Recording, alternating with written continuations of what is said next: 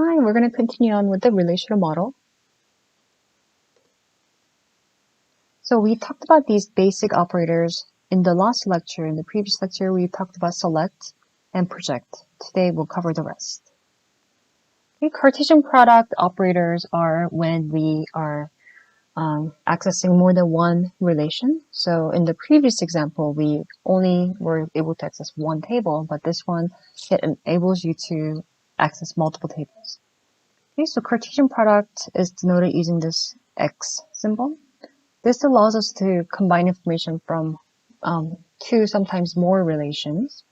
Okay, so if you were to take a Cartesian product between instructor and teaches, this is how you would write it. You would have instructor, and then you have a symbol for, so it looks like a multiplication symbol, X symbol for Cartesian product, and then teaches. So what this does is it's going to combine these two information from these two tables, but it's going to return every single possible pair of the tables.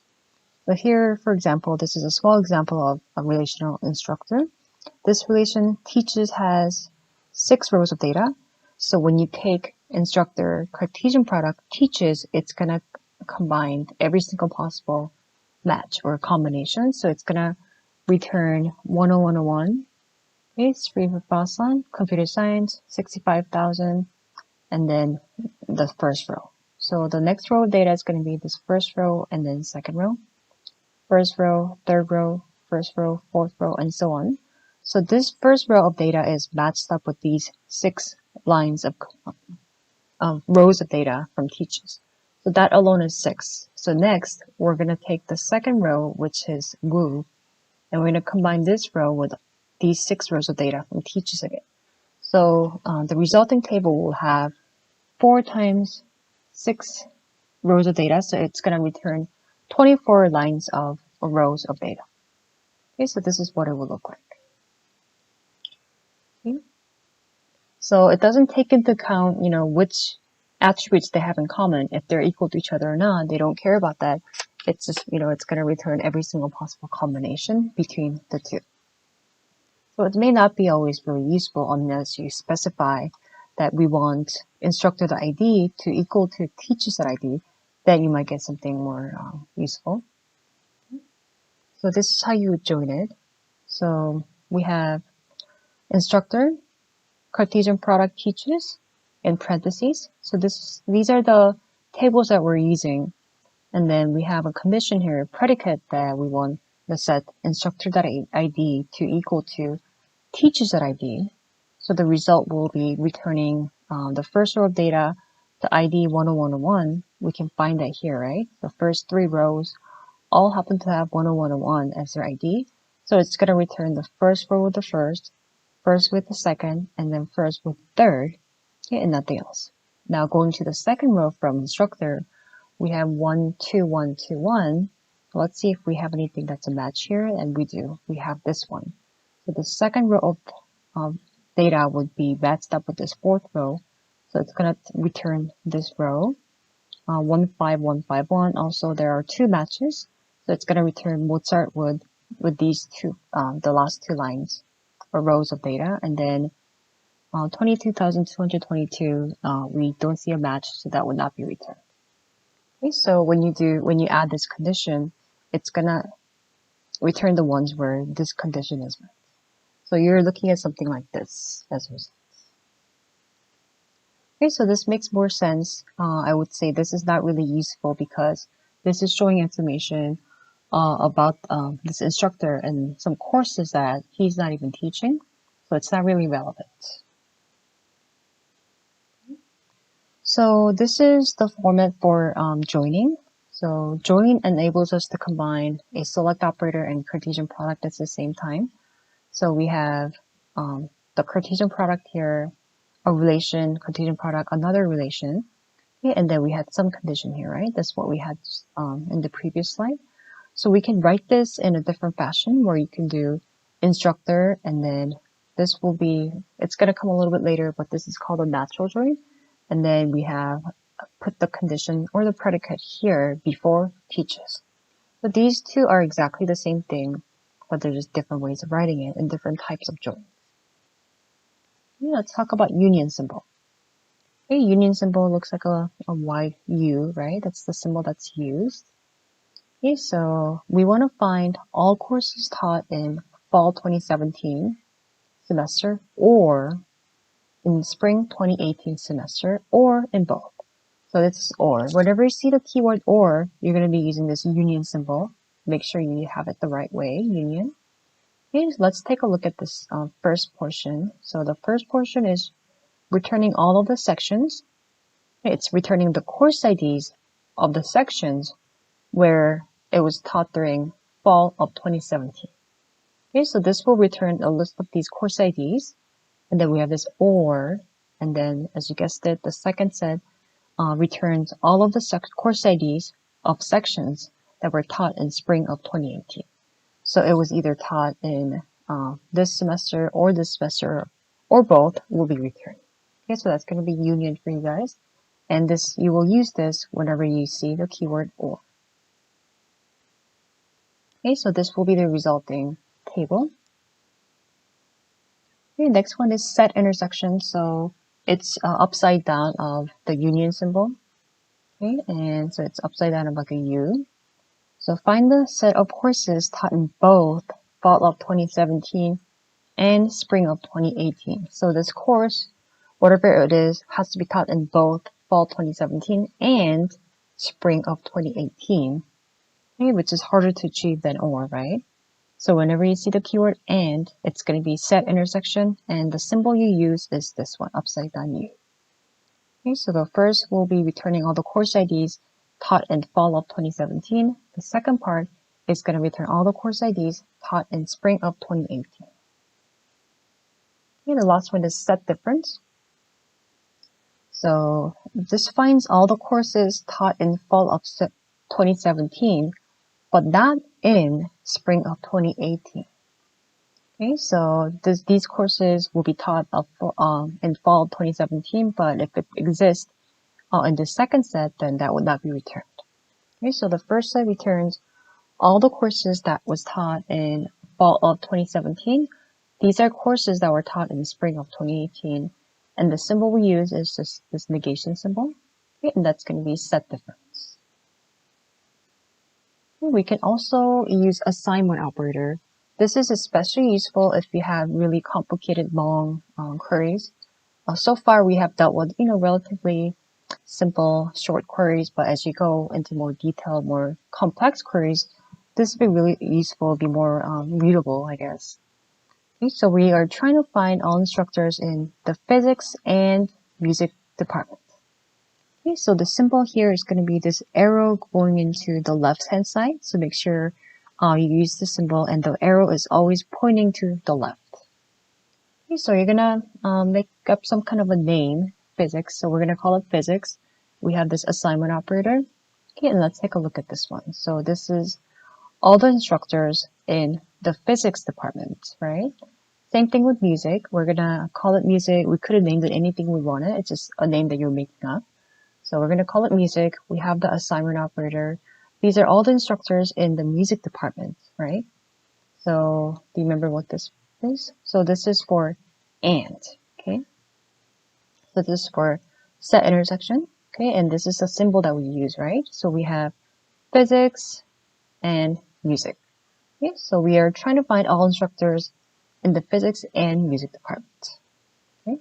So this is how you would use it. You're kind of breaking it down. So visually, it's very clear what you're trying to do without really having to look at it too much. This is very obvious. It's a very short query where you can tell that these are instructors from the physics department, these are instructors from the music department, and we are just taking the set intersection. Versus if we had not used the assignment operator, this is how you would do it. It is longer. I mean, it could be even longer, right? Depending on what kind of query you're doing. But the first portion is returning all the instructors from the physics department, as the second half returning all the instructors from the music department, and then you have a set intersection.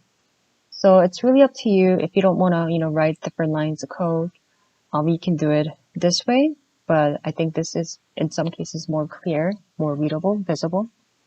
Okay, so with the assignment operator, a query can be written in like a sequential program consisting of, a series of assignment. Okay, a lot of times this is just a simple example, but you will have more complex queries. Okay, we can also rename either attributes or names of the relations. Okay, I'll show you different examples of it. Okay, and the symbol for rename is this kind of italic P looking symbol. Okay, and E is the result of the new one. So there's E and X. Okay, another form. So this, you would use it if you were to rename even the attribute names as well. So in here, these would be the names of the attributes. Here we want to find the largest salary in the university. So this is going to be a two-step process. First step is to find instructor salaries that are less than some other instructor's salary. Okay, so that's not a maximum. First step is to return the instructors where there's either at least one other instructor who's making more than them, right? So that means they're not making the largest because there's at least one other person making more than them. Okay, so we're taking a Cartesian product between instructor and instructor. Okay, so it's two exactly the same tables, but we're just comparing them. Okay, so because we are, and they're both called instructors, we're gonna rename this into D. So this is the rename symbol. So we are calling instructor be called D. This D is just any random name that you pick. You could have named it instructor 2. Okay, but just to make it short, we just call it D. So you're comparing each instructor to all these other instructors. So we're distinguishing instructor and then D. So if this instructor's salary is less than at least one other instructor from D, then we want to return their salary. Okay, so this will return a list of all the salary where there's at least one other person that's making more than them, right? So step 2 is let's take a list of all the instructors' salary, and then we're going to subtract the one that we got from step 1. So initially we had 4 salaries, right? These 4. And then we return the ones where there's at least one other person who made more than them.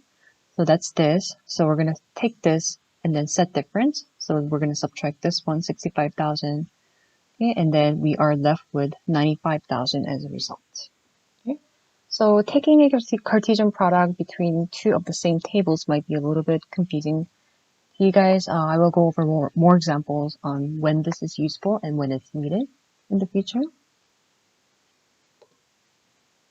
Okay, so this is again what I had before. Instructor, the relation is instructor, and we have renamed this to be D. So even though it has the exact same content as instructor, we have it's called D, and we have to rename it to be D, or else when you say instructor dot something, we don't know which instructor table you're referring to. Is it the first one or the second one? So because of that, whenever you're taking a Cartesian product between two of the same tables, make sure you rename one of them. Okay, you could have renamed this to be something else. You could have also had this rename symbol up here. So the first table you did is D, and then this one will be just instructor. Okay, so when you take a Cartesian product between these two tables, it would look something like this. It would have exactly the same copy of the information, including ID, name, department name, salary, and so on. Okay. So, but they will be from different tables. These will be from the instructor table, and these will be from D. So these are equivalent queries. So there are many different ways of doing it. Here, the first query, it's taking the instructor table and then it's returning the ones where they're in the physics department and their salary is greater than 90,000. The second one is, it's doing the same thing, but they're doing it in different orders.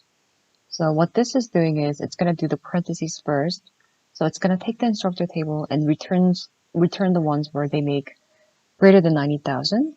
So from that, whatever is resulting from that, it's going to take only the ones that work in the physics department. So even though these are doing the same thing, they're doing it in different order, so they're not exactly identical. Okay, so let's take a look at some examples.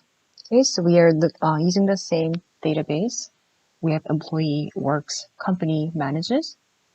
Okay, Number 1, find the names and cities of residents of all employees who work for the First Bank Corporation. Number 2 is find the names, street address, and cities of all employees who work for First Bank Corporation and earn more than 10,000. So assume each person works at most one company. So I'll give you guys about 10 minutes.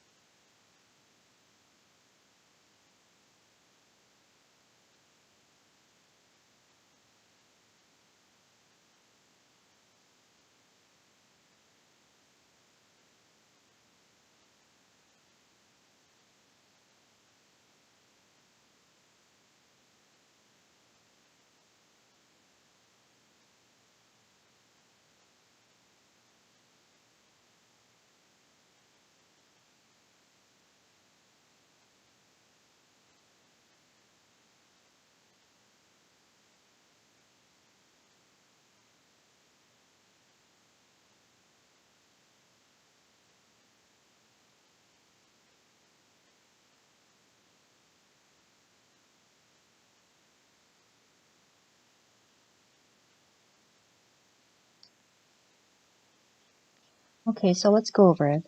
So let's first think about which tables can we find this information. So names and cities of employees. Which table has that information? I would say employee because we have their name, street, and city. So we definitely know that we're going to be using employee. Okay, and then employee who works for First Bank Corporation. So information about an employee working at a certain company. Is it company? No, that just has information on each company and which city they're located in. And works has which employee works for which company. So I would say works is the right one. So we're taking a Cartesian product between employee and works. Now, if I just take straight up just Cartesian product between the two, it's going to return every single combination between employee and works. So it doesn't matter if it's the same employee. It's going to just return every single combination, which is not really useful because we only want to know the workplace information about, company name and salary of this particular employee, right? So we want to set ename from employee equal to ename from works. Okay, and what are some other predicates? So we want to set the company name, which is CNAME, equal to First Bank Corporation. Okay, and then we also want to make sure that the ename from employee and works are equal to each other. Okay, so there we have it. We have employee, Cartesian product works. We want to set the common attribute, which is ename here, to be equal to each other. So employee, that ename, this is referring to the attribute ename from employee table, and then works dot ename is referring to the ename from the works table. And we want to set the CNAME equal to First Bank Corporation, and we want to define the names and cities. So we're going to do ename, comma, city. Okay, number 2, the names, street address, and cities of all employees who work for First Bank Corporation who earn more than $10,000 annually. So assume each person only works in one company. Okay, so this is very similar to number 1. We just have to add on a bit detail, right? So I think everything else is the same, but we have this condition of whom earn more than 10,000. So their salary would have to be greater than 10,000. So we would add that condition. And then instead of just displaying the names and cities, now we want to know the names, street address, and cities. So we're going to be adding street as one of the attributes here. And then we're going to be adding this condition. Salary is greater than 10,000. Okay, so we could have done it like this way, where we take the Cartesian product and then we add this condition. Or like we talked about, we can do employee, this natural join symbol, works, and then right before works, we're going to add the condition where the ename from employee is equal to ename from works. Okay, so either of these work. They're just working in different ways, but they essentially do the same thing. Okay, number 3, find the names of all employees in this database who live in the same city as the company for which they work. Number 4, find the names of all employees who live in the same city and on the same street as do their managers.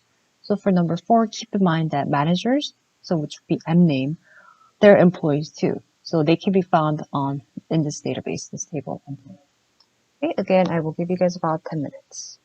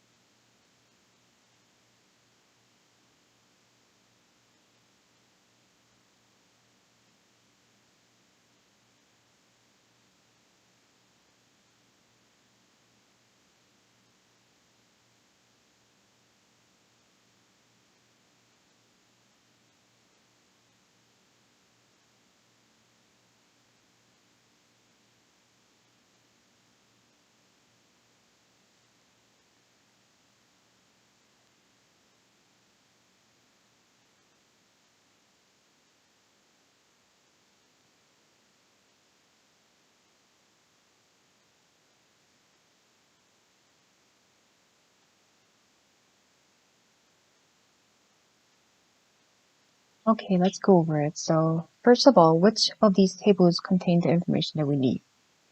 Finding names of employees who live in the same city. So this something should contain the residence of employees, which can be only found in the employee table as the company. So city of the company's location that is going to be from this company and in which they work for. So we need to find out which table has employees working at which company, which would be this table works. So we actually need to be joining all three tables, employee, works, and company.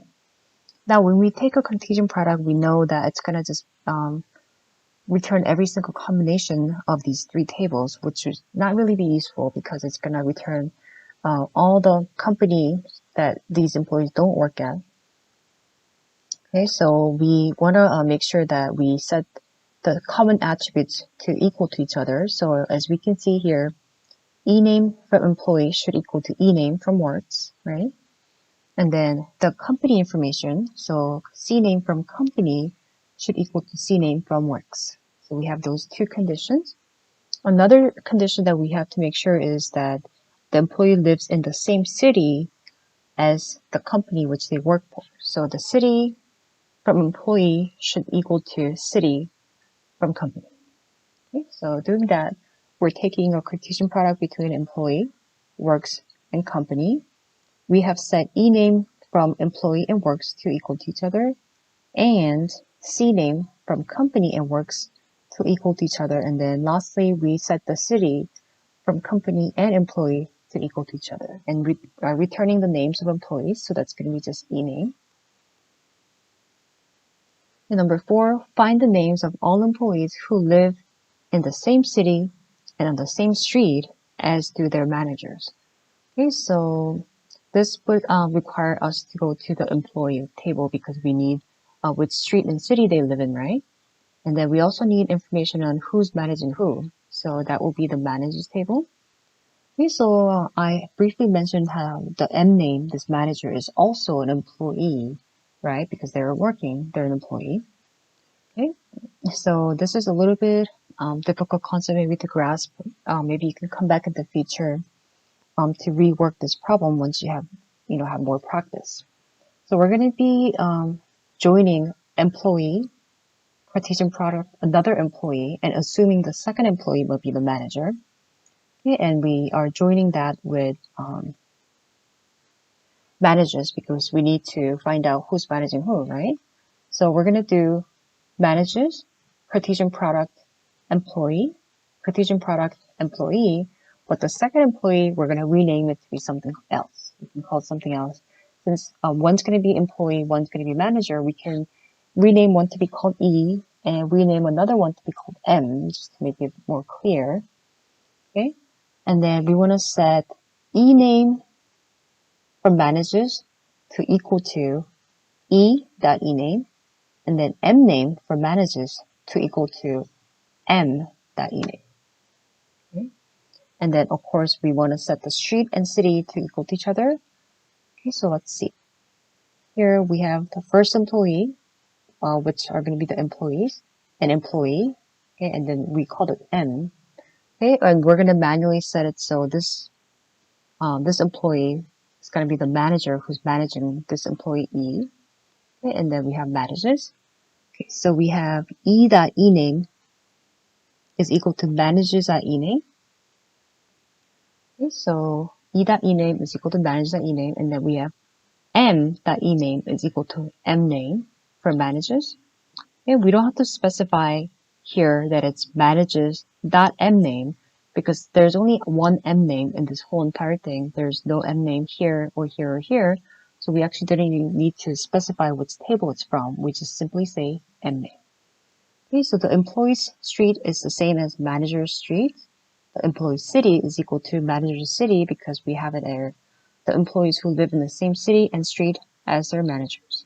Okay, and we were returning the names of all employees that have this condition, so we're doing E.ename. So again, just to clarify, we are joining two employee tables, and we're going to make it so that ename, the employee that's being managed, is same as this one, and then mname, the person that's doing the managing is the same as this eating. Okay, and we're setting those equal to each other and making sure that street and city are the same for the employee and the manager. So I don't think most people get this right the first time around. We are just starting out with these relational algebra queries. So as we keep going and then we get into more complex queries, you will, get better at it. You just practice, and that's like the only way to get better. So when I give you these exercises, make sure you're not just skipping through and going to the solution. Make sure you're actually working these out. So, if you didn't get this right, which I'm sure you didn't, I would just go back in a couple of weeks and try to solve this again, and you'd be surprised you might actually get it right by then. So just keep practicing. The homework problem should also really help. So we'll continue on this next lecture.